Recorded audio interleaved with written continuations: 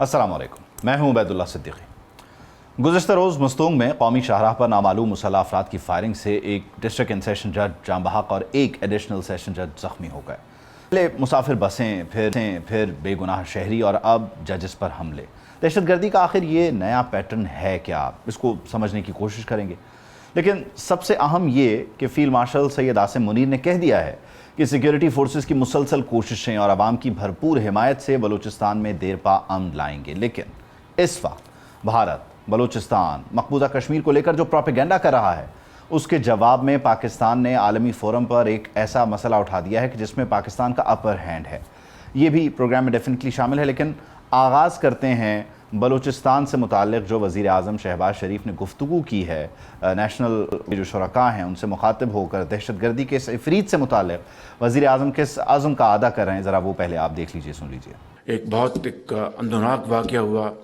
Session जज मस्तूंग के अब्दुल हकीम उन्होंने जामे शहादत नोश किया। उनके साथ एक उनके सरकारी एहलकार भी थे और इस वक्त 90,000 पाकिस्तानी शहीद हो चुके हैं इस दहशतगर्दी का ख़ात्मा करने के लिए, जिसके पीछे हिंदुस्तान का हाथ है, वसाइल भी मुहैया कर रहा है उनको। इसका हमने सब ने मिलकर मुकाबला करना है। उधर मकबूजा कश्मीर की अगर बात की जाए, बलूचिस्तान डेफिनेटली एक फ्रंट है और इसी से मिलता जुलता मामला जो है वो मकबूजा कश्मीर का भी है। वहाँ पर भी इस वक्त शदीद बारिशों के बाद भारत की तरफ से आबी जारहियत का सिलसिला शुरू कर दिया गया है। सलाल डैम के तमाम गेट खोलकर पानी का बड़ा रेला पाकिस्तान की जानिब रवाना कर दिया गया है। इस रेले से पाकिस्तान में एक बड़े सैलाब का खदशा है।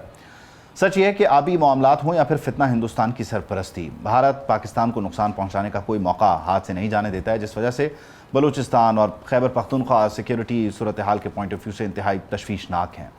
मस्तूंग वाक़ई की अगर बात करें तो डिस्ट्रिक्ट एंड सेशन जज समेत 2 अफराद शहीद और एडिशनल सेशन जज समेत 2 अफराद ज़ख्मी हुए, जबकि मुसाफिर बस पर हमले में 3 मुसाफिर शहीद और 3 ज़ख्मी भी हुए। अगरचे 2014 में नेशनल एक्शन प्लान की हिकमत अमली के बायस 2017 और 18 तक दहशतगर्दी पर बड़ी हद तक काबू पा लिया गया था, लेकिन अफ़गानिस्तान से फिर अमरीकी इनखला और तालिबान हुकूमत आने के बाद हालात दोबारा ख़राब हो गए हैं। सिक्योरिटी थिंक टैंक की एक रिपोर्ट के मुताबिक रवां साल की दूसरी सहमाही में मुल्क भर में 267 दहशतगर्दी के वाक़यात हुए हैं, जिनमें 249 सिक्योरिटी एहलकार और 436 आम शहरी शहीद हुए, जबकि इन तमाम वाक़यात में से 92% से ज़ायद हमले सिर्फ खैबर पख्तूनख्वा और बलूचिस्तान में पेश आए। इसी तनाज़ुर में बलूचिस्तान में फितना हिंदुस्तान से मुंसलिक दहशतगर्दों के खिलाफ ऑपरेशन शाबान इस वक्त भी जारी है कि जिसमें 5 जुलाई से अब तक तकरीबन 130 दहशतगर्द मारे जा चुके हैं। GHQ में नेशनल वर्कशॉप बलूचिस्तान के शुरका से खिताब करते हुए फील्ड मार्शल सैयद आसिम मुनीर ने दहशतगर्दों के खात्मे तक टारगेटेड कार्रवाइयाँ जारी रखने का ऐलान किया है। दूसरी तरफ अक़वाम मुत्तहिदा की सलामती काउंसिल में भी पाकिस्तान ने भारत को मुंह तोड़ जवाब दिया है। पाकिस्तानी काउंसलर साइमा सलीम ने वाज़ेह किया कि जम्मू कश्मीर ना भारत का अटूट अंग है और ना ही उसका ये दाखिली मामला है, जबकि नायब वज़ीर आज़म इसहाक डार ने मनीला आसियान रीजनल फोरम पर भारत की जो मुनाफ़क़त है उसे आश्कार किया है, बेनकाब किया है। इसहाक डार कहते हैं कि जनूबी एशिया में पायदार अमन का रास्ता मसला कश्मीर के हल में छुपा हुआ है। उन्होंने खबरदार किया कि सिंध तास मुआहदे से मुताल्लिक़ यकतरफ़ा इक़दामात 25 करोड़ पाकिस्तानियों के मफादात को मुतासर कर सकते हैं और भारत वो है जो ख़ुद मसला कश्मीर को अक़वाम मुत्तहिदा तक लेकर गया था, जबकि सिंध तास मुआहदे आलमी अदालत उसके ख़िलाफ़ फ़ैसला सुना चुकी है। तो पाकिस्तान के ख़िलाफ़ मामलात हैं, पाकिस्तान के ख़िलाफ़ साजिश है, प्रोपेगेंडा है, दहशतगर्दी है और पीछे है भारत। और बलूचिस्तान इस वक्त मुख्तलिफ वाक़यात, हादसात और सानहात की ज़द में है। इसकी वजह क्या है और एग्जैक्टली बलूचिस्तान में हो क्या रहा है, इसी सब पर गुफ्तगू करने के लिए मीर ज़ियाउल्लाह लांगू साहब मुझे ज्वाइन करें, वज़ीर दाखिला बलूचिस्तान। बहुत शुक्रिया आपके वक्त का मीर साहब। बुनियादी तौर पर आप इस वक्त क्या बताना चाहेंगे कि एग्जैक्टली ये पैटर्न शिफ्ट क्या है, ये जजेस को टारगेट करना, ये कोई नई स्ट्रैटेजी है, ये कोई नई डायरेक्शन है, ये क्यों हो रहा है इस वक्त एग्जैक्टली? हुकूमत का हमेशा से यही मौक़िफ़ रहा है कि ये जो दहशतगर्दी करते हैं इनका ना किसी मज़हब से कोई ताल्लुक़ है, ना ही इनका किसी कौम से कोई ताल्लुक़ है। इनका काम दरिंदगी है। पहले ये जो है हमारे आम आवाम को निशाना बनाते थे, फिर हमारे सिक्योरिटी फोर्सेस को निशाना बनाते थे, हमारी तनसीबात को निशाना बनाना। अभी गुज़िश्ता 2 दिन पहले आपने देखा है कि ख़वातीन और बच्चों को बसों में निशाना बनाया गया। اور اس کے بعد کل آپ نے دیکھا عدلیہ جو ہم لوگ کا ایک اہم ستون ہے، جو انصاف فراہم کرتی ہے، جو انصاف کے لیے سارے معاشرے کی نظریں ان پر ہیں، ابھی ان پر بھی انہوں نے دہشت گردی سٹارٹ کی ہے. تو اس لیے ہم کہتے ہیں کہ ہماری forces chief of army staff کی قیادت میں ان دہشت گردوں کے خلاف برسر پیکار ہیں، ان کے خلاف لڑائی لڑ رہے ہیں، لیکن بحیثیت ایک شہری کے سول سوسائٹی، پولیٹیکل پارٹیز اور تمام مکتبہ فکر کے لوگ، ایسے عناصر جو ہمارے ملک میں دہشت گردی بیرونی آقاؤں کے کہنے پر کر رہے ہیں، ان کے خلاف متحد ہو جائیں اور اپنی سیکیورٹی فورسز کا ساتھ دیں. اچھا میر صاحب، اس میں ظاہر ہے آپریشن اس وقت جاری ہے، آپریشن شعبان، تو اس کو لے کر آپ نے بھی تیاری کی ہوگی، کیونکہ یہ اندازہ ہوتا ہے کہ ظاہر ریئیکشن بھی آتا ہے. تو اس وقت بلوچستان میں جو لا انفورسمنٹ ایجنسیز ہیں ان کے انٹیلیجنس پہ پولیس کی استعداد جو ہے وہ کس حد تک بڑھی ہے، بڑھائی گئی ہے، اور وہ کتنے الرٹ ہیں اور مستعد ہیں؟ دیکھیں، جب سے ہم نے لیویز کو پولیس میں مرج کیا ہے، ہم نے پولیس کے استدکار میں بہت اضافہ کیا ہے، ان کی فنڈنگ میں اضافہ کیا ہے، ان کی جو باقی سہولیات ہیں، ڈرونز ہیں، آرمز ہیں اینڈ ایمونیشنز ہیں، ان چیزوں میں ہم نے ان کی فنڈنگ میں کافی اضافہ کیا ہے. ٹھیک ہے. اچھا، بلوچستان میں ظاہر ہے کلچرلی بھی معاملات کچھ مختلف ہیں، پھر وہاں پر آپس میں لوگوں کی لڑائی کا ہونا یہ بھی ایک فیکٹر موجود رہتا ہے. کیا ہم اس چیز پر شور ہیں کہ ہم ہر واقعے کو بنیادی طور پر جب دہشت گردی کہتے ہیں تو وہ دہشت گردی کا واقعہ ہے، یا کچھ اور جو رائٹ لیفٹ اور کرائم ہے وہ بھی اس میں فال کر رہا ہے، یا اس کو یوں کہہ لیجئے کہ یہاں پر کرائم کا اور ٹیررزم کا نیکسس اب ہے اور یہ مل کر آپریٹ کر رہے ہیں؟ نہیں، دیکھیں کرائم ہوتے ہیں جو لوکل کرائم ہوتا ہے. جس دن آپ نے دیکھا کچھ دن پہلے ایک ڈاکٹر صاحبہ پر جو ہے تیزاب پھینکا گیا، اور اسی دم فوراً ہی پولیس نے ایکشن لیا اور اس ملزم کو مار دیا. لیکن یہ جو ٹیررزم ہے یہ خالصاً یہاں کے لوگوں کی نہیں ہے، اس کے پیچھے بڑی طاقتیں ہیں. ہندوستان اس میں جو ہے بڑھ چڑھ کر پیسے دے رہا ہے، اسرائیل بھی اس میں بڑھ چڑھ کر پیسے دے رہا ہے، اور ہمارا برادر ہمسایہ ممالک افغانستان اپنی سرزمین کلم کھلا ان دہشت گردوں کو استعمال کرنے دے رہی ہے تاکہ وہ یہاں ٹریننگ حاصل کر کے آگے جا کے پاکستان میں دہشت گردی کریں. اچھا مجھے یہ بتائیے گا کہ ظاہر ہے ایران کے ساتھ ہمارا جو بارڈر ہے اس کو لے کر بھی سیکیورٹی بہت کنسرن رہتا ہے. اب جب ایران کے حالات ہیں، امریکہ کے ساتھ وہ جنگ میں انگیج ہے، تو یہاں اس بارڈر سے بھی آپ سمجھتے ہیں کہ پینیٹریشن ہو رہی ہے یا یہ اینڈ سیکیور ہے؟ دیکھیں، بارڈر تو بہت بڑا ہے، پاکستان افغانستان کا بھی اور پاکستان ایران کا بھی جو انسیکیور تو ہے، لیکن جو ہم نے آپ کو پتہ ہے فینسنگ کی، اور اس کے بعد جو بھی یہ آلات بڑھے ہیں تو ہمارے سیکیورٹی فورسز نے بارڈر کو بہت سخت رکھا ہے. ٹھیک ہے. اچھا، ہم ایک چیز جب سنتے ہیں میر صاحب کہ آپریشن ہو رہا ہے تو ظاہر ہے سوات کا آپریشن ہمارے سامنے ہے، ہم اس کی طرف دیکھتے ہیں، یا وہ ایک بہت بڑی مثال ہے.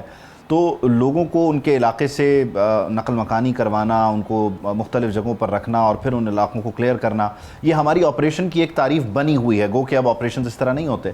بلوچستان میں اس وقت جو آپریشن شعبان ہو رہا ہے ایگزیکٹلی آپ اسے کس طرح بتائیں گے؟ لوگ اپنے اپنے علاقوں میں ہی ہیں، اپنے گھروں میں ہی ہیں، انٹیلیجنس بیسڈ آپریشن ہو رہا ہے اور کسی کو نقل مکانی نہیں کرنا پڑی، اپنا گھر نہیں چھوڑنا پڑا؟ دیکھیں، بالکل شعبان کے لوگ محب وطن لوگ ہیں، محب وطن پاکستانی ہیں. ان پر دہشت گردوں نے حملہ کیا تھا، لیکن وہ بہادر لوگ ہیں، وہ اپنے گھروں میں بیٹھے ہوئے ہیں. سیکیورٹی فورسز وہاں پہنچ چکے ہیں اور دہشت گردوں کے خلاف بھرپور کارروائی ہو رہی ہے، جس میں دہشت گردوں کو کافی جانی نقصان بھی اٹھانا پڑا ہے. اچھا، کچھ اطلاعات ہیں کہ کچھ علاقوں میں کرفیو بھی لگایا گیا ہے، وہ کرفیو کی وجہ کیا رہی اور کتنے علاقوں میں ہے اس وقت، اگر آپ بتانا چاہیں؟ دیکھیں، یہ جو کچھ عرصے پہلے ہماری فورسز پر 3-4 دن پہلے ایک اٹیک ہوا تھا کٹکوچا کے مقام پر. یہ ایک چھوٹا سا علاقہ ہے جہاں تک اکثر یہ دہشت گرد آ کے گاڑیوں کی سنیپ چیکنگ کرتے ہیں. تو اس ٹکڑے کو کرفیو لگایا گیا پرسوں رات سے.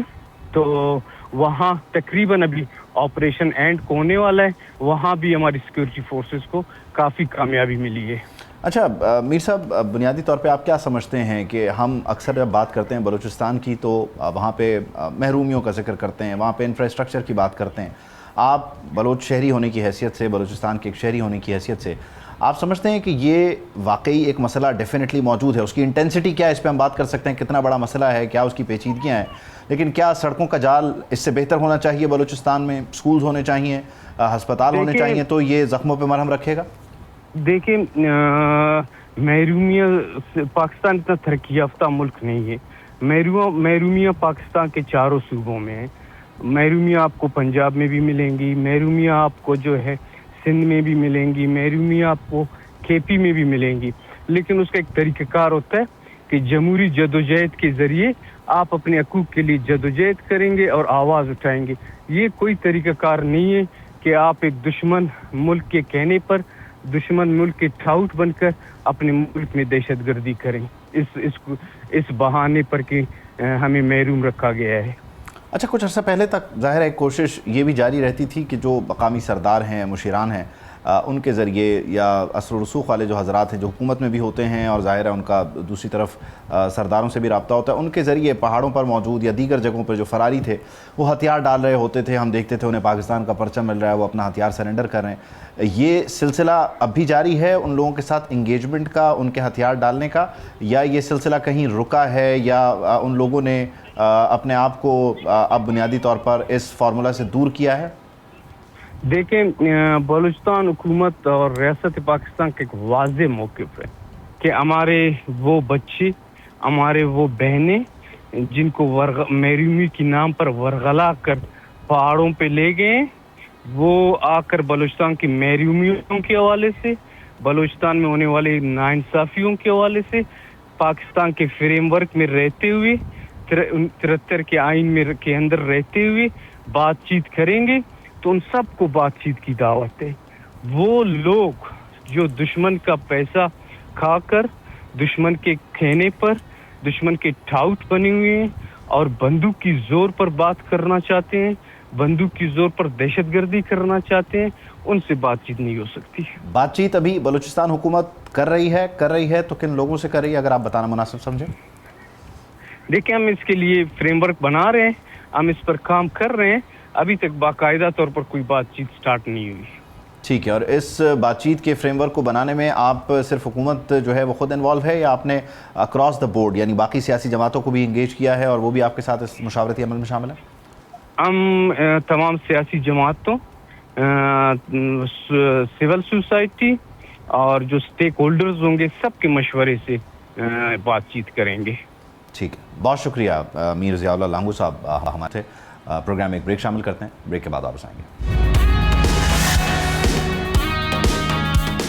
Welcome back. دو بہت اہم سوال ہیں کہ کیا سعودی عرب سول نیوکلیئر پروگرام کے لیے اسرائیل کو تسلیم کر لے گا، ابراہم اکارڈز کا حصہ بنے گا، اور کیا ٹرمپ کی یہ شرط سرپرائز ہے یا معاملات پہلے سے ہی طے تھے. سعودیہ اس وقت سینٹر آف اٹینشن ہے ہر لحاظ سے. سول نیوکلیئر ڈیل ہو یا پھر ابراہم اکارڈز کا معاملہ ہو یا اس سب کے بیچ باب المندب میں سعودی جہازوں کا پھنسنا اور ان پر ہونے والے حملے. پاکستان کس طرح ان معاملات کو لے کر چل رہا ہے اس تناظر میں، یہ بہت اہم ہے.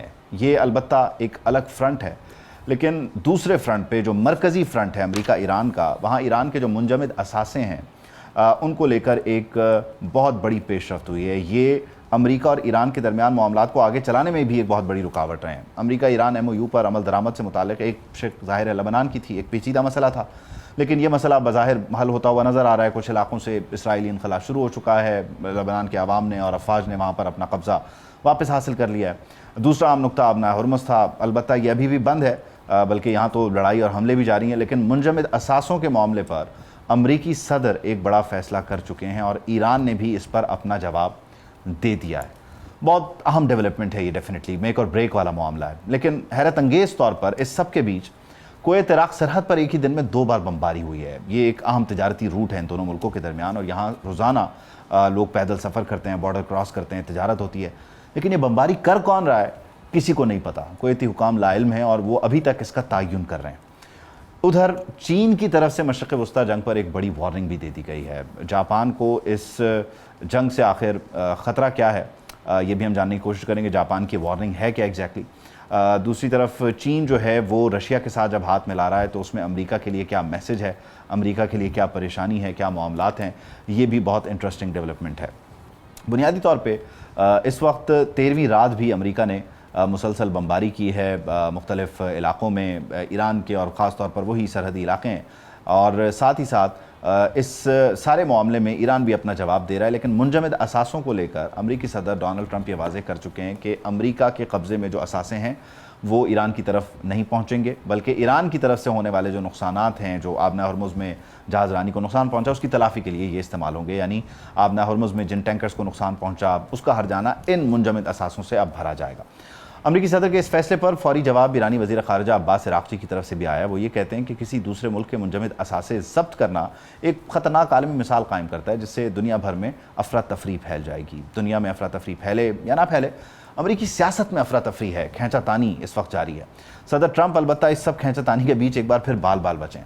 امریکی کانگریس نے 208 کے مقابلے میں 214 ووٹوں سے ٹرمپ کی وار پاورز ختم کر دی تھیں، جسے پھر امریکی سینٹ نے 47 کے مقابلے میں 49 ووٹوں سے مسترد کر کے امریکی صدر کی جو جنگی طاقت ہے وہ بحال کر دی۔ اور شاید یہی وجہ ہے کہ امریکی صدر کہتے ہیں کہ ایران کو اب تک وہ دکھ نہیں پہنچا جو وہ پہنچانا چاہتے ہیں، اس لیے وہ ایران پر بڑے حملے کی تیاری کریں اور بہت جلد وہ یہ حملہ کریں گے۔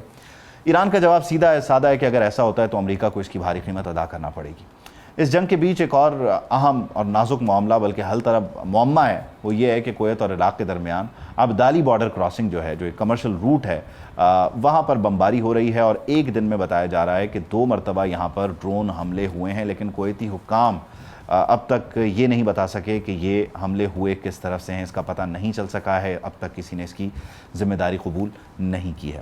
امریکہ کی جانب سے مسلسل بمباری ہے، ایران کی طرف سے جواب ہے، لیکن چین اور رشیا نے اس سب کے بیچ، بلکہ اس سے پہلے جاپان کی جو وارننگ ہے ظاہر ہے وہ بہت امپورٹنٹ ہے۔ وہ کہتے ہیں کہ آبنہ ہرمز کی بندش نے ان کی جو تیل سپلائی معطل کی ہے، ان کے یہاں کساد بازاری کا خطرہ ہے، اور وہ یہ چاہتے ہیں کہ جنگ روک دی جائے۔ ادھر یوکرین کہتا ہے کہ امریکہ کی توجہ ہم سے ہٹ چکی ہے، اور یوکرین کے تناظر میں رشیا سے چین نے ایک معاہدہ کیا ہے، اور ان معاملات کو اب سمیٹا ہے کہ جو رشیا کا ایکسپیرینس ہے، جو اس کی نالج ہے، نو ہاؤ ہے، وہ شیئر ہوگی، اور تائیوان پر کسی حملے کی صورت میں چین کے پاس یہ ساری معلومات ہوں گی وارفیئر سے متعلق، اور وہ امریکہ کو منہ توڑ جواب دے سکے گا۔ تو یہ امریکہ کے لیے بھی اٹ سیلف بہت ہی انٹرسٹنگ میسج ہے، اور ٹائم پہ کہ جب ہر طرف آگ ہے، بارود ہے، دھمکیاں ہیں، وہاں in between the line diplomacy کو بھی راستہ مل رہا ہے، اور جو جنگ و جدل کی باتیں ہیں، دھمکیاں ہیں، وہ بھی جاری ہیں، اور سبھی اس میں شامل ہیں، کیا روس ہو، کیا چین ہو، کیا امریکہ ہو، کیا ایران ہو۔ اس سب کو ان ڈیٹیل ڈسکس کرنے کے لیے مجھے جوائن کر رہے ہیں احتشام الحق صاحب۔ بہت شکریہ احتشام صاحب، تھینک یو فار جوائننگ اس۔ ڈیفینیٹلی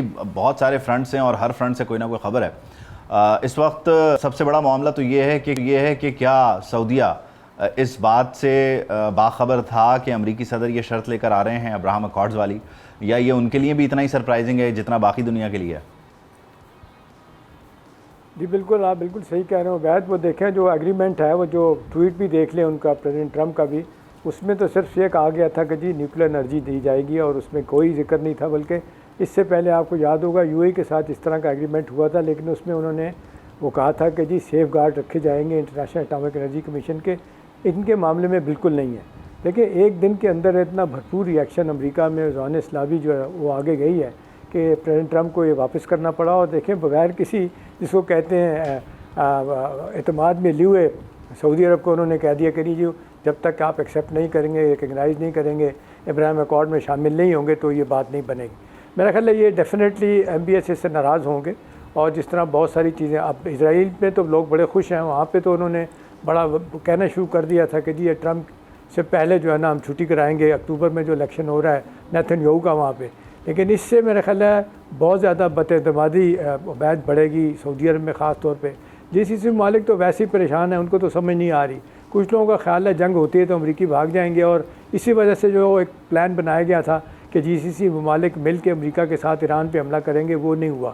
تو اب صورتحال جس طرف جا رہی ہو تو بڑا واضح طور پہ لگ رہا ہے کہ سعودیز جو ہے نا وہ نہ صرف اس بات پہ ناراض ہیں، بلکہ بھی آپ نے دیکھا $2 بلین کا معاہدہ کیا نیا اسلحہ لینے کے لیے، اس کے بعد یہ طے ہوا تھا کہ جی نیوکلیر انرجی ان کو دی جائے گی، اور دیکھنے 10 سال سے چل رہا تھا معاملہ اور نہیں طے ہو رہا تھا، کانگریس ہمیشہ اس کی مخالفت کرتی تھی۔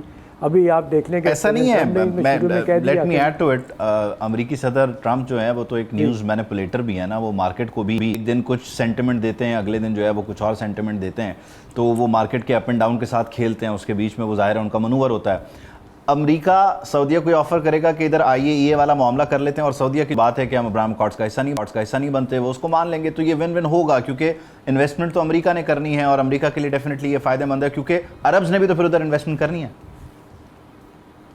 دیکھیں ویسے بنیادی چیز ہے کہ IAEA کی اپنا جس کو کہتے ہیں سیف گارڈ قبول کر لینا یہ کوئی بڑی بات نہیں ہے۔ یہ اگر بھی ہو جاتا تو سعودیز کے لیے اتنا مشکل نہیں ہے اس کو ایکسیپٹ کرنا، لیکن اگر آپ اس کو ٹوٹلی وید لنک کر دیں کہ نہیں جی آپ نے تو یو گاٹ ٹو ریکگنائز اسرائیل اور ابراہیم اکارڈ میں شامل ہوں گی، جس کا مطلب ہے باقی 45 ممالک جو ہے نا وہ ظاہر ہے سعودی عرب کے ساتھ ہیں، ان کو بھی اس طرف جانا ہوگا۔ ایک تو اس کی ٹائمنگ بہت بری ہے، پریزیڈنٹ ٹرمپ کو بہت پہلے اعتماد میں لینا چاہیے تھا۔ MBS اگر آپ کو یاد ہے جو غزہ پہ جب یہ لڑائی شروع ہوئی تھی اس سے پہلے سعودی عرب بالکل تیار تھا اس کام کے لیے، ہم پہ بڑا دباؤ آ گیا تھا کہ جی آپ ہی مانیں، تو کئی حوالوں سے سعودی جو ہے نا وہ ناراض بھی ہوئے تھے حماس سے کہ کیا کیا آپ نے، لیکن چلیں وہ تو بات ختم ہو گئی تھی۔ اب لیٹسٹ جو سامنے چیزیں آ رہی ہیں اس میں تو سعودی عرب کسی صورت میں نہیں مانے گا۔ بھئی آپ یہ کیسے ہو سکتا ہے کہ جی آپ سیف گارڈ کے بدلے آپ کہیں گے جی ابراہیم اکارڈ اس پہ آپ سائن کریں؟ وہ یہاں پہ جو میری اطلاعات ہیں وہ تو بالکل انہوں نے پوائنٹ بلینک بنا کر دیا، اور MBS سخت یہ اسٹانس ابھی کا نہیں ہے، یہ تو بات کی ہے، یہ ان کا اسٹانس تو ڈیفینیٹلی پرانا بھی ہے۔ دوسری طرف یہ جو امریکی صدر کہہ رہے ہیں کہ جی ہم جو ہے وہ زخم دینے جا رہے ہیں اور ایسا زخم دیکھیں ایسا دکھ پہنچائیں گے جو پہلے نہیں پہنچایا، تو یہ بوٹس آن دا گراؤنڈ کی طرف اشارہ کریں، کیونکہ پچھلے 10-11-12 دنوں میں جو پریسائز انہوں نے ہٹ کیا ہے ایران کو ساحلی علاقوں میں اور ان جزائر کو کہ جہاں سے وہ آبنہ ہرمز کو کنٹرول کر رہا ہے، تو یہ اب اس طرف اشارہ ہے، یہ اگلے فیز کی طرف جانے کی تیاری ہے ان کی؟ دیکھیں وہ تو عبید بڑا واضح طور پہ ان کی انٹیلیجنس ایجنسیز نے منع کر دیا کہ سوٹیبل نہیں، آپ کر ہی نہیں سکتے وہاں پہ بوٹس آن گراؤنڈ، آپ کتنے دن کے لیے کریں گے، بڑی تباہی امریکیوں کی ہوگی، اور ایران بہت بڑا ملک ہے، آپ اس پہ قبضہ نہیں کر سکتے، اور کسی ایک جگہ پہ بھی اگر چلے جائیں وہاں پہ 50% پاپولیشن آپ کا ساتھ دے رہی ہو تو شاید آپ کی کوئی بات مان لے گا، تو وہ نظر نہیں آ رہا کسی صورت میں ایسا ہوگا۔ ہاں ایک بات بالکل بڑا واضح طور پہ مجھے لگ رہی ہے عبید کہ آج کی رات جو ہے نا وہ بڑی مشکل ہے، کیونکہ جس طریقے سے دوبارہ سعودی ٹینکرز پہ انہوں نے حوثیوں نے حملے کیے ہیں، اس کے بعد دیکھیں بڑی ڈینجرس برنک مین شپ کر رہے ہیں حوثی جو ہیں، اور آپ دیکھ لیں خبر آپ کی ڈیفینیٹلی نظروں سے گزری ہوگی، ابھی میں دیکھ رہا تھا نیو یارک ٹائم کی سٹوری جس میں 13 جولائی کو وہ کہتے ہیں ایران نے ایک بہت بڑا جہاز بھر کے اسلحے سے، پیسے سے اور سونے سے بھر کے جو ہے نا وہ اپنا یمن میں بھیجا ہے۔ تو اب مجھے لگ رہا ہے کہ اب شاید اپنی پراکسیز کے ذریعے ایران جو ہے وہ لڑنا چاہ رہا ہوگا، اور ان کا یہ خیال ہے کہ امریکی افورڈ نہیں کر سکتے اس جنگ میں اتنا لمبا رہنا، کیونکہ بہت زیادہ پبلک کا بھی پریشر ہے، دنیا کہہ رہی ہے کہ سپر پاور ایران جو ہے وہ پراکسیز کے ذریعے انگیج کرنا چاہ رہا ہے اور امریکہ جو ہے وہ ڈائریکٹلی انگیج کرنا چاہ رہا ہے، تو خیر انگیج دونوں کرنا چاہ رہے ہیں، ایک کا فارمولا ڈائریکٹ ہے ایک کا انڈائریکٹ۔ دیکھیں آپ نے دیکھا 2 دن پہلے عراق کے پرائم منسٹر جو ہے نا علی زیدی جو ہے نا ان کی پریزیڈنٹ ٹرمپ سے ملاقات ہوئی، پھر وہ ایران چلے گئے، مسعود پشکیان سے ملاقات ان کی ہوئی۔ یہاں پہ کچھ لوگ کہہ رہے ہیں کہ یہ کوئی میسیجنگ کی گئی ہے اور ان کو کہا گیا ہے کہ جی آپ بات مان لیں، اگر آپ نہیں بات مان، اور بات وہی ہے کہ ابنائے ہرمز کو کہتے ہیں ہم بھی اپنا بلاکیٹ ختم کرتے ہیں، پرنٹر آپ بھی ختم کر دیں۔ ایک چیز میں آپ کو بتا سکتا ہوں وید کے اس کے بعد آپ انتظار کریں کتائب حزب اللہ کے ایکٹیو ہونے کا، میں آپ کو میں اپنی کیلکولیشن کیسے ہوتا ہے، اور میں مان گیا کسی حد تک ایران کے ہم ٹول نہیں لیں گے، فار ٹائم بینگ ٹول نہیں لیں گے، یہ بات کر رہے ہیں وہ۔ چلیں جی بہت شکریہ، تھینک یو فار جوائننگ اس۔ علی کے چشتی صاحب نے بھی ہمیں جوائن کیا، انہیں شامل گفتگو کرتے ہیں۔ علی صاحب بہت شکریہ، تھینک یو آپ کے وقت کا۔ یہ بنیادی طور پر معاملہ اب سمٹ تو رہا نہیں ہے، اور جس طرح سے کل تک معاملات تھے اس میں لگ رہا تھا کہ سعودیز آر آل ان، اور ان کے لیے ہر طرف جو ہے معاملات آسان ہیں اور انہوں نے وہ سب کچھ اچیو کر لیا جو ایران کی کوشش خواہش رہی ہے، لیکن اگلے ہی کچھ گھنٹوں میں وہ جذبات بدل دیا، حالات بدل دیا والا معاملہ کیا ہے امریکی صدر ٹرمپ نے۔ ایگزیکٹلی یہاں پر اس ٹائم پہ اس پریشر ٹیکٹک سے اچیو کیا کر سکیں گے، اور سرنڈر کرنے کی پوزیشن میں ہوگا کیا یہاں سعودی عرب؟ جی تو بیسکلی اگر آپ دیکھیں بالکل یہ چیز سمٹنے کا نام نہیں لے رہی ہے، اور جیسے کہ عبید ہم نے پہلے بھی بات کی تھی، دیکھیں اب تو 2-3 چیزیں واضح ہو چکی ہیں کہ ایران جو ہے اس کی لیڈرشپ ود ان سپلٹ ہو چکی ہے، اور آج پریزیڈنٹ ٹرمپ نے بھی ایک چیز کہہ دی نا کہ اگر باب المندب پہ آف کورس اگر کسی بھی آئل ٹینکر کسی کنٹری کا ہٹ ہوا تو وہ جو پیسہ ہے ہم کمپنسیشن جو ہے ایرانی فنڈ سے کاٹ لیں گے جو انہیں ملنا ہے، جس کی وجہ سے آج آف کورس ایرانی فارن منسٹر نے ایک بہت سخت بیان دیا کہ ایسی پریسیڈنٹ تو نہیں ہے، لیکن اب دیکھیے کاسٹ تو امپوز ہوگی۔ پاکستان نے بہت کوشش کی قطر کے ساتھ آف کورس، اور آخر میں MOU ہم نے سائن کروا لیا۔ اب اونرز جو تھا وہ دونوں ملکوں کے اوپر تھا نا، ایران کے اوپر، سعودی عربیہ کے اوپر۔ آپ مجھے بتائیے جو 2 مرچنٹ شپس پہ اٹیک کیا آفٹر سائننگ دا MOU، ایک سوسائڈل اٹیمپٹ تھا، اور وہ انہوں نے اپنی گورنمنٹ کو بائی پاس کیا. پھر اس پہ ایرانی کہتے ہیں کہ نہیں جی ہمارے یہاں کچھ لوگ ہیں جو نہیں مان رہے ہیں اس پہ. تو یہ دیکھیے ان کا اپنا پرابلم ہے نا آف کورس. تو اب باب المندب پہ انہوں نے جو اٹیک کیا سعودی کنٹینرز پہ, یہ تو ڈائریکٹ نیشنل سیکیورٹی تھریٹ ہے پاکستان اور سعودی عربیہ کو, جس پہ پاکستانی پرائم منسٹر نے بہت سخت بیان دیا کہ ہم یہ برداشت نہیں کریں گے. اب دیکھیں اب ہم کہاں تک آ گئے ہیں.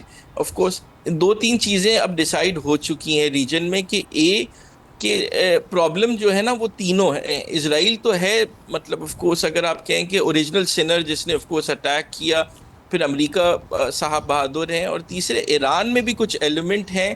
یہ آیا یا تو موساد سے ملے ہوئے ہیں یا آف کورس وہ اپنے ہی ملک کے خلاف کام کر رہے ہیں, جو کہ یہ جو نئے فرنٹ کھولے ہیں. دیکھیں سعودی عربیہ نے اس پوری جنگ میں پاکستان کا اور پاکستان کے ساتھ تو ساتھ دیا, لیکن انہوں نے امریکہ کو روکا کہ اٹیک نہ کریں, بلکہ انہوں نے بہت بدباری جسے اسٹریٹجک پیشنس. میں اس میں کوئکلی ذرا ایک چیز ایڈ کرنا چاہتا ہوں کہ آپ اس پہ رسپونڈ کر دیں. بنیادی طور پہ آبنا ہرمز جب بند تھا تو وہاں پہ ڈائریکٹلی چائنا اور رشیا متاثر ہو رہے تھے.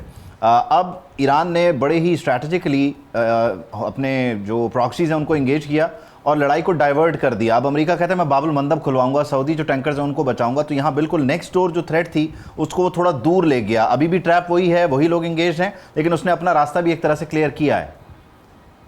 مگر یہ سائیکوپیتھک ٹیکٹکس ہے نا. آف کورس ملٹری انگیجمنٹ سے جب آپ یہ اس طرف کی کرتے ہیں تو آپ پھر اپنے نقصان کے لیے بھی تو تیار ہو جائیں. چلیں آپ سوسائڈل اس پہ ہیں اور آپ سمجھتے ہیں کہ ہم مر جائیں گے, ہم ساتھ لے کے مریں گے, لیکن پھر بھی آف کورس وہ اتنی بڑی طاقتیں ہیں وہ بچ جائیں گی. آپ کو تو ابھی ایران کو چاہیے تھا کہ MOU جو فریم ورک بنا ہوا ہے چپ چاپ اس پہ بیٹھ کے کمپنسیشن بھی لیتے, فیول اپنا ایکسپورٹ کریں, آئسولیشن سے نکل کے اپنے آپ کو طاقتور کریں, نہ کہ آف کورس یہ ایکشن لے رہے ہیں. اب پراکسیز سے ساتھ آپ کیا کرنا چاہ رہے ہیں؟ آپ آف کورس ایونچولی آپ کو عربوں کے ساتھ ایک ڈیل تو کرنی پڑے گی اور عربوں کو آپ سے کرنی پڑے گی. امریکہ صاحب بہادر تو جہاں بھی گیا ہے, چاہے وہ ویتنام و کوریا کی وار ہو, چاہے وہ افغانستان کے دیکھا, وہ تو آدھے وار کے بیچ میں ختم کر کے چلا جاتا ہے. آپ نے دیکھا ایک دم سے قطر میں سائن ہو گیا طالبان. شاید مجھے لگتا ہے کہ انفنشڈ جاب سعودی عرب جو ہے اس کو انگیج کرنا ڈائریکٹلی, وہ جو خامنہئی صاحب کے جنازے سے سینٹیمنٹ شروع ہوا ہے وہ آپٹکس ہیں, وہاں سے ان کی کوشش خواہش ہے کہ وہ اس پرانے کانفلکٹ کو کہیں دوبارہ زندہ کر لیں. یو نیور نو, اس کے لیے بھی کوئی کام کرو. بہت شکریہ Ali Chishti, thank you for joining us. Program میں ایک بریک شامل کرتے ہیں, بریک کے بعد واپس آتے ہیں. Welcome back. ابھی برسات کی شروعات ہے اور شدید بارشیں ہو رہی ہیں. محکمہ موسمیات کی پیشگوئی مزید بارشوں کی ہے. اگلے 10 دن پاکستان کے لیے کیا پیغام لے کر آ رہے ہیں, کتنے خطرناک ہیں, یہ بھی ہم آپ کو ایگزیکٹلی بتائیں گے, ایکسپرٹ سے بھی پوچھیں گے. البتہ ایک ہی بارش نے لاہور کو ڈبو دیا ہے. لاہور میں آخر ایسا کیا ہوا کہ انڈر پاس پانی سے بھر گئے, سڑکوں پر کشتیاں چلانے تک کی نوبت آ گئی. برسات کے پہلے ہفتے میں ہی اتنی بارشیں ہونے سے سیلاب کے خطرات بھی بڑھ رہے ہیں. اس سال مونسون معمول سے زیادہ شدت والا ہوگا. کیا دیہی علاقوں کے ساتھ شہری علاقے بھی ڈوب سکتے ہیں, یہ اب بنیادی طور پر سوال ہے. اس پہلو کو ہم دیکھیں گے اور جاننے کی کوشش کریں گے. سب سے پہلے اگر ہم لاہور کی بات کریں, جہاں بادل برسے ہیں, بلکہ 2 دن سے مسلسل جم کر برسے ہیں, اور کل کی بارش مونسون سیزن کی ایک غیر معمولی بارش تھی. بارش کے صرف ایک ہی اسپیل نے معمولات زندگی کو جام کر دیا. سب سے زیادہ بارش ایئرپورٹ کے علاقے میں ریکارڈ کی گئی ہے, جہاں 263 ملی میٹر بارش ہوئی. یہ مقدار چند گھنٹوں میں ہونے والی غیر معمولی بارشوں میں شمار کی جا رہی ہے. تاج پورہ میں 157.4 ملی میٹر, کہنا کی بات کریں تو یہاں پر 139 ملی میٹر, مال روڈ پر 116 ملی میٹر بارش ریکارڈ کی گئی. نتیجے کے طور پر آپ کو ہر طرف لاہور شہر میں پانی ہی پانی دیکھنے کو مل رہا ہے. ڈیفینس کے بعض علاقوں میں صورتحال اتنی غیر معمولی تھی کہ سڑکوں پر گاڑیوں کے بجائے کشتیاں تک چلانی پڑی ہیں. DHA کا انڈر پاس چھت تک پانی سے بھر گیا. پھر ہربنس پورہ کے انڈر پاس کی بات کریں تو یہاں بھی اس کو ٹریفک کے لیے بند کر دیا گیا. تاج پورہ, جلو پارک, میڈیکل سکیم, صحافی کالونی, کنال روڈ اور کئی رہائشی علاقوں میں گھروں تک پانی داخل ہوا ہے. یہ سب جانتے ہیں کہ جب زیادہ بارش ہو جاتی ہے تو پھر ظاہر ہے ڈیفینیٹلی زیادہ پانی آ جاتا ہے, لیکن اصل سوال پانی کے سڑکوں سے جانے کا ہے, اور وہ بارش کے ختم ہونے کے بعد, رکنے کے بعد ہوتا ہے کہ وہ کتنی دیر میں اس کی نکاسی ہوتی ہے.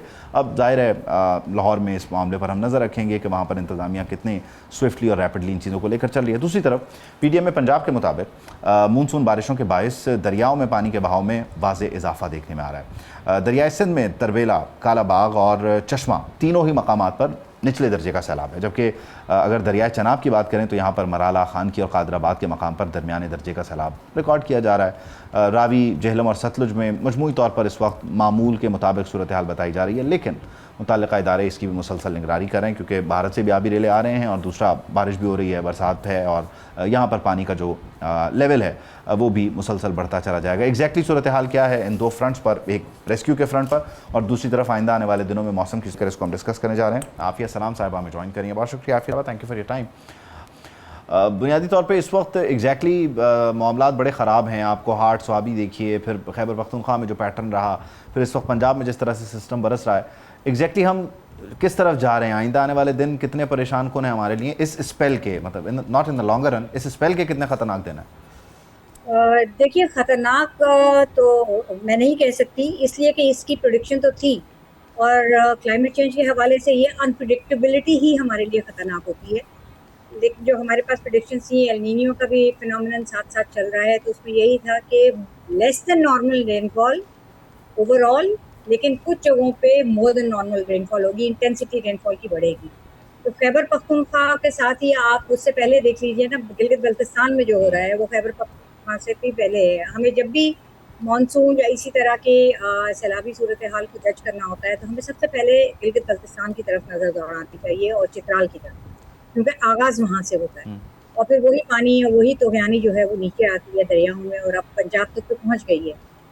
تو خطرناک اس لیے ہوتا ہے کہ بہت سی کوششیں ہوئی ہیں اس کو اپنے آپ کو تیار رکھنے کی، لیکن اتنی جلدی تیاری ہوئی نہیں ہے۔ ابھی بھی جو ویژولز آ رہے ہیں تو وہ لگ رہا ہے کہ وہ وہی ہیں جو ہم 2010 سے دیکھتے چلے آ رہے ہیں، کہ دریا کے بالکل اوپر تک سٹرکچرز ہیں، دریا کے راستے میں سٹرکچرز ہیں، اور ڈیفارسٹیشن بھی ہے، کیونکہ لینڈ سلائڈ جو ہے وہ ڈیفارسٹیشن کو انڈیکیٹ کر رہی ہے۔ تو یہ خطرناک جو چیز ہے، یہ ہم نے اپنے ہاتھ سے اس کو خطرہ بنا دیا ہے۔ یہ ایک قدرتی چیز ہے، ہمارا جو ملک ہے وہ مانسون زون میں ہے، اور مانسون میں بارشیں ہوتی ہیں، باقی تمام سال کے بنسبت زیادہ ہوتی ہیں۔ تو اب اس کا کیا کہا جا سکتا ہے کہ قدرت کا ایک جو نظام ہے، ہم نے اس کے ساتھ اپنے آپ کو ان سنک نہیں کیا، بلکہ ہم اس سے ٹکراؤ میں جا رہے ہیں۔ وہ ٹکراؤ جو ہے وہ ہمیشہ خطرناک ہی ثابت ہوتا ہے، کیونکہ قدرت کے سامنے ٹھہرنا ممکن نہیں ہے۔ ڈیفینیٹلی، اور قدرت کے اس نظام کے ساتھ ظاہر ہے ہم نے جو چھیڑ چھاڑ کی، پھر اس نے خود کو آلٹر کیا اور ہم نے پھر اپنے آپ کو آلٹر نہیں کیا، ہم وہی ہیں۔ اب یہ کلائمیٹ ایمرجنسی کا مسئلہ ہے، ظاہر ہے دریاؤں کے کنارے پہ یا پانی کے بہاؤ کے پاس آپ ہوٹل بنا لیں یا چائے سموسے والے وہ بٹھا دیں، یا اس کے علاوہ آپ ان دنوں میں جب لینڈ سلائڈنگ کا خطرہ ہے آپ ٹریول کرنا شروع کر دیں، آپ سمجھتی ہیں کہ اس میں اوپر سے لے کے نیچے تک لائک ایجوکیشن اس میں انوالو ہے، اس میں پلاننگ انوالو ہے، یہ سب کچھ ہمیں کرنے کی ضرورت ہے جو ہم نہیں کر رہے ہیں۔ ہم ہر بار پیٹرن اسٹڈی کرتے ہیں اور اگلی بار اس کے اکارڈنگ تیاری کرتے ہیں، یہ سمجھتے نہیں ہیں کہ پیٹرن اگلے ہی سال چینج ہو جاتا ہے، اس کے پاس نئے سرپرائزز ہوتے ہیں ہمارے لیے۔ سرپرائزز تو نہیں ہیں، دیکھیے یہی ہوتا چلا سسٹم کے لیے سرپرائزز ہوتے ہیں کیونکہ سسٹم پچھلے سال کے سلیبس کو پڑھ کے آ رہا ہوتا ہے۔ وہ آپ کی بات صحیح ہے، لیکن ایک چیز پہ میں تھوڑی سی آپ سے اختلاف کرنا چاہوں گی، جو آپ نے کہا ہے کہ کلائمیٹ کی وجہ سے یہ دریاؤں کے اوپر اسٹرکچرز بننا، اس کا کلائمیٹ سے کوئی تعلق نہیں ہے۔ ڈیفینیٹلی ہماری اپنی غلطی ہے۔ ہمارے جو گزرگاہیں ہیں آبی، اس کے اندر رکاوٹیں کھڑی کرنے کا بھی کلائمیٹ سے کوئی تعلق نہیں ہے۔ کلائمیٹ سے تعلق ہے جو آپ کی برسات ہے، جو مانسون کا سیزن ہے، اس کا جغرافیکل شفٹ اور اس کی انٹینسٹی، یہ کلائمیٹ چینج ہے۔ باقی تو سب ہم اپنے ہاتھ سے کرتے آ رہے ہیں نا۔ تو ہمیں کیا کرنا چاہیے، اس میں کئی چیزوں کی تو آپ نے بالکل صحیح نشاندہی کہی کہ اس میں آگہی ہے۔ آگہی میں ظاہر ہے آپ کا تعلیم کا جو نظام ہے اس کے اندر بھی ہے، لیکن ہمیں یہ بھی دیکھنا ہے کہ ہمارے تعلیمی نظام سے 2.5-3 کروڑ تو بچے ہی باہر ہیں، بڑوں کو تو چھوڑ دیتے نا۔ آپ کے ڈراپ آؤٹ ریٹ آپ کے پرائمری کے بعد کتنے ہوتے ہیں، خواتین کے کتنے، بچیوں کے کتنے زیادہ ڈراپ آؤٹ ریٹ ہو جاتے ہیں فار کلچرل ریزنس۔ تو صرف تعلیم کے جو نصاب ہے ہم اس کے اوپر اس پہ ڈپینڈ نہیں کر سکتے، اس کا بنحیث قوم ہمیں آگہی کے اوپر زور دینا ہے۔ دوسرا اس کے امپلیمنٹیشن پہ، مانسون کا آغاز کب ہونا ہے یہ ہمیں بہت پہلے سے پتہ ہوتا ہے۔ کیا وجہ ہے کہ جو ہم ہماری جو سیاحت کی پیک ہے اس کو لوگ اب تک سمجھ نہیں پائے کہ کس وقت ہم نے اس کو اتنا جو انفلکس ہے ٹورسٹ کا ان علاقوں کے اندر، اس کو روکنے کی ضرورت ہے، یا روکنے کی نہیں تو لمٹ کرنے کی ضرورت ہے۔ کہ بجائے اس کے کہ ہم ان لوگوں کو بچانے کے لیے جو وہاں کے باسی ہیں، جو وہیں رہتے ہیں، جن کے گھر اور معیشت اور ہر چیز سے جڑے ہوئے ہیں، ان کے لیے کچھ حفاظتی اقدامات کر سکیں، ان کے انخلاء کے لیے یا ان کو امداد پہنچانے کے لیے وسائل کو خرچ کریں. ہم یہاں پہ یہ جو ٹریفک جیم ہے اس سے ڈیل کر رہے ہوتے ہیں مین آرٹری کو، کیونکہ یہ آپ کے جو شمالی علاقہ جاتے ہیں اس میں 2 ہی بڑے راستے ہیں، یا شاہراہ قراقرم سے جاتے ہیں یا بابو سر کی طرف سے جاتے ہیں، ناران کی طرف سے جاتے ہیں. آپ ان راستوں کے اوپر لمیٹڈ ٹریفک کریں. جتنے بھی فریجائل ایکالوجی کے علاقے ہوتے ہیں وہاں ایسا ہی ہوتا ہے. اور جو پلینز آف پنجاب کی بات ہے تو وہ تو دیکھ لیجیے نا آپ، ابھی آپ کو سب سے زیادہ فوکس نظر آ رہا ہے شہر پہ. جی اربن فلڈنگ ہم پھر سے دیکھ رہے ہیں. اربن فلڈنگ میں بھی بہت سے جو ریزنس ہیں وہ وہی ہیں کہ وہ ہم نے اپنے ہاتھ سے کیے ہیں. وہاں پہ بھی نکاسی کے راستوں کے اوپر انکروچمنٹس ہیں. اور دوسری بات ہے کہ جب ہم کلائمیٹ چینج کی دہلیز پہ ہم بلیم رکھ رہے ہیں کہ ہمیں پتہ ہے کہ کلائمیٹ چینج کی وجہ سے بارش کی انٹینسٹی کے اندر اضافہ ہو رہا ہے، تو ہم کو پھر اپنے جو آپ نکاسی ہے آپ کا انتظام بھی کرنا ہے، اور ہمیں اس کو بھی جو انتظامات ہیں اور ٹریفک کے بھی اور آپ کی بجلی کی ترسیل کے لوگوں کے نکالنے کے لوگوں اور کیا کس طرح سے امداد پہنچانی ہے جو لوگ نشیبی علاقوں میں رہتے ہیں.